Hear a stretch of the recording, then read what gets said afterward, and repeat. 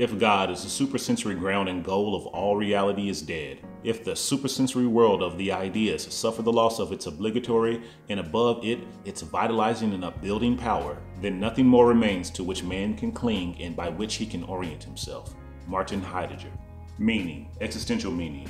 Why are we here? Why is anything here? Not to be confused with purpose or what we should do while we're here. The reason or point for our existence, that's what we want to know, that's what we want to find. People with faith have it, but we don't. So how do we look to a physical universe and discern meaning from the patterns and happenings that we detect? We don't. There's none to be found out there.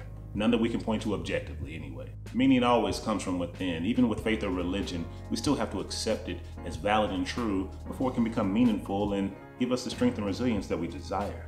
It is us, it's always us that chooses consciously or unwittingly to make a thing valid. If we don't, it can't be meaningful. But here's the problem when we abandon faith, orthodoxy, and religion as sources of meaning. We continue to look externally for it. Most of the time, we don't believe we can construct something as solid and real as a religion. Either that or we don't believe we can trust whatever we've constructed because we'll know how it was assembled, how it was built, and we know that our intellect is likely to upset it. Despite what we may think, we are capable of constructing our own view of things, even if we have to borrow heavily from others. Nihilism isn't inescapable. There's a way to have meaning and not fool ourselves as well. It's not easy, but it's not impossible to construct something that is unlikely to be upset no matter what life throws our way. So here's how we can start to find meaning in a meaningless universe in just a couple of steps. So first, if you're existentially nihilistic and you don't know where to turn, you don't know where to begin, you must plant yourself somewhere, anywhere. The deeper the better though. We start here because after an intellectual awakening that nothing in the human purview is absolute or irrefutable, it's like we're lost in space, floating in space in a void, with no sense of direction, no way to tell which way is up, down, north, south, east, west. There's no way to tell which direction is true. So how do we get our bearings in a situation like this? Well, we don't. We establish them. And once again, this is an arbitrary decision, so it's not critically important where we plant our feet to begin with, as long as we know we planted them as deeply as we can. We want to plant our feet someplace deep, but we also want to correlate it with something objectively physical so that we don't fool ourselves. We're less likely to have our meaning upset and upturned if we root ourselves in the human level of existence instead of an occupational or social level of existence or some other more superficial level. By going deep and keeping ourselves pegged against some objective reality, we keep ourselves from creating fantasy meaning that is highly likely to be upset and fail us when we need it most. We should be able to give our meaning to another rational mind, another rational individual, and they should be able to understand it, even if it took them a little bit of time. By going about it this route, what we've effectively done is established a reason or meaning for our existence. It's to engineer things. It's to do what biological life does, or it's to simply do what we're doing in any moment because we're nothing but matter in a deterministic or probabilistic universe. Whatever your floor or ground of being is, your meaning is rooted within that. Then we'll lens ourselves and we'll lens our happenings, our experiences, and our pains through that. So step 2 is all about testing the strength, the resilience, and the validity of our meaning. Now that we've planted our feet as Brenda's son, an engineer, or a single member of a species, we're ready to begin checking and refining our meaning.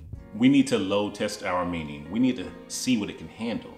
For example, Christianity can handle nearly anything I can think of that life can throw at you, if you believe it. Let's say we plant our feet in the occupational level. Is being an engineer good enough to strengthen us and guide us throughout our life? Possibly, for a time anyway. It'll provide us with a sense of purpose, it'll let us know what we should do in this world, and it'll also let us know who we are relative to other people. But what if we got laid off or we're barred from our profession? Would we then be without meaning? Or what if we're diagnosed with a terminal illness? Would being an engineer provide us with the strength that we're looking for then? Likely not, but why? Because being an engineer isn't broad enough. It doesn't cover enough of our life to shelter us existentially.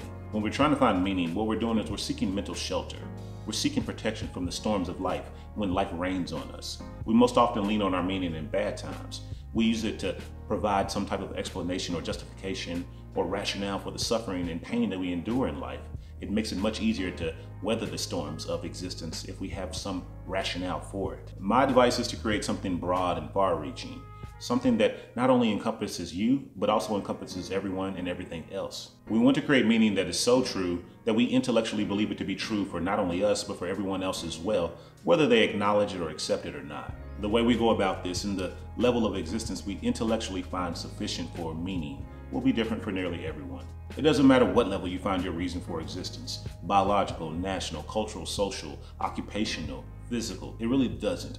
All that matters is that it makes rock solid and absolute sense to you intellectually. Now, personally, I had to reason to a universal level of existence for my meaning because my mind, my intellect kept upsetting everything that was more superficial. Now, I'll explain to you in a separate video how I reasoned to my meaning, how I came to my understanding, and what my philosophy on existence and life is. I'll put that video out a week from this Wednesday on what I'm officially calling Wisdom Wednesday, a day where I give my philosophy, my opinion, and my life advice from my experience and my understanding. Now, let me know what you think about this, if you have any questions or if you have any comments. Thank you for watching this video. I'll see you on the next one. You have a great day. Bye.